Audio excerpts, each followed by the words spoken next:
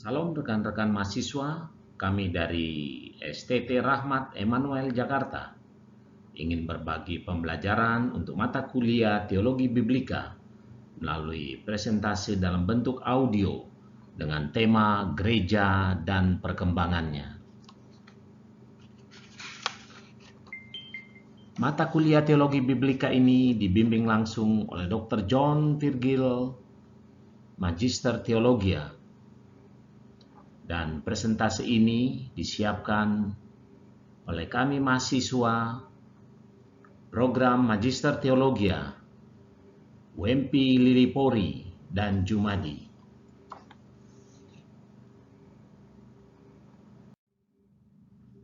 Materi presentasi yang kami sampaikan ini berisi dalam 4 tema: latar belakang, pengertian gereja, perkembangan dan tantangan gereja, gereja masa kini, dan akan datang. Diawali dengan latar belakang. Gereja dimulai 40 hari sesudah kebangkitan Tuhan Yesus, kira-kira tahun 30-34 Masehi. Yesus sudah berjanji bahwa Dia akan mendirikan gerejanya dalam Matius 16 ayat 18, dan dengan datangnya Roh Kudus pada hari Pantekosta dalam Kisah Rasul-Rasul 2 ayat 1-4. Gereja Kristen yang paling awal diidentifikasi sebagai gereja pertama Roma yang didirikan antara tahun 233 dan 256 di Suriah, dan saat ini sudah runtuh dan masih meninggalkan sisa-sisa runtuhan yang masih bisa dilihat.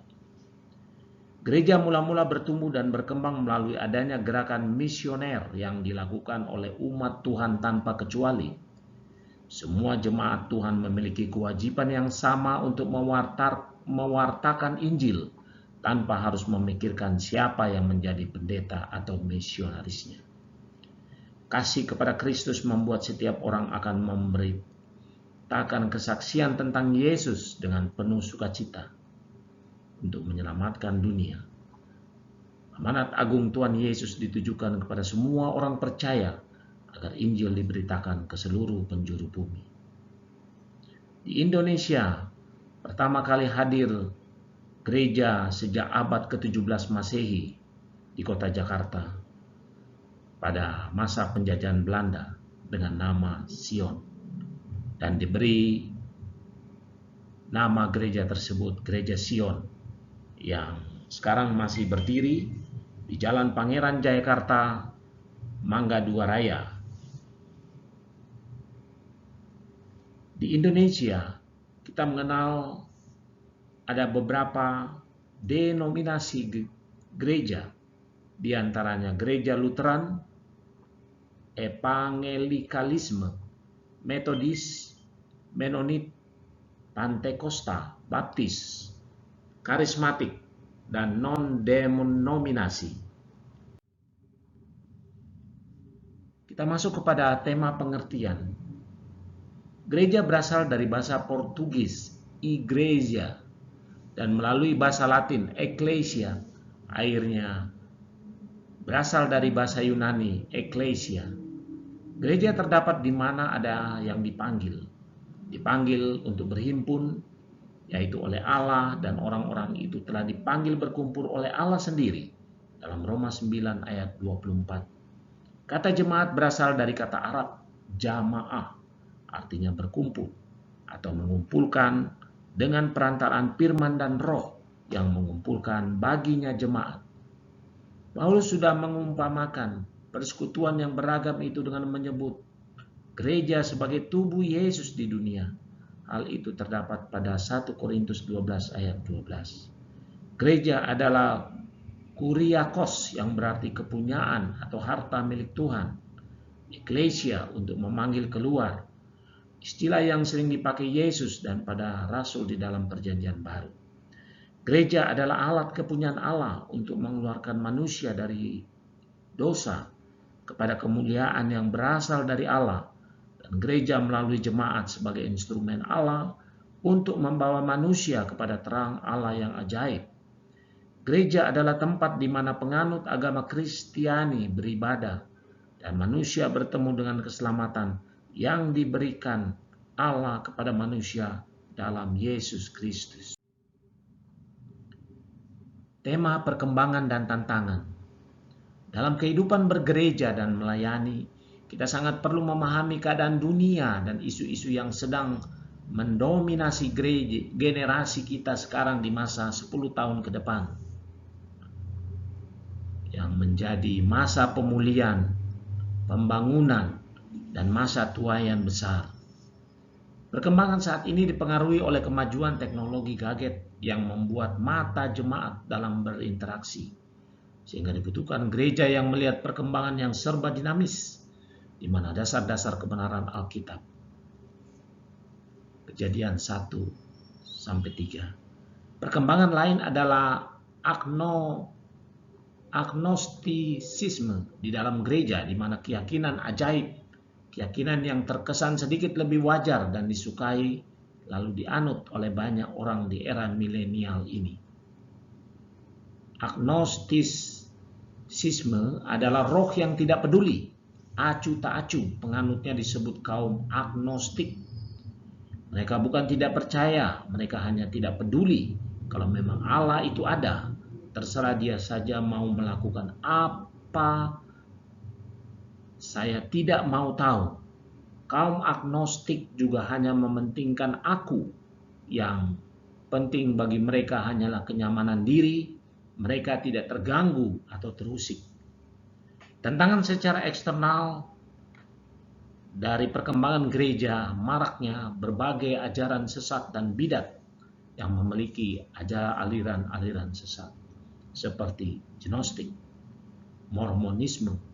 Hal ini bertentangan dengan peringatan Yesus terhadap murid-muridnya.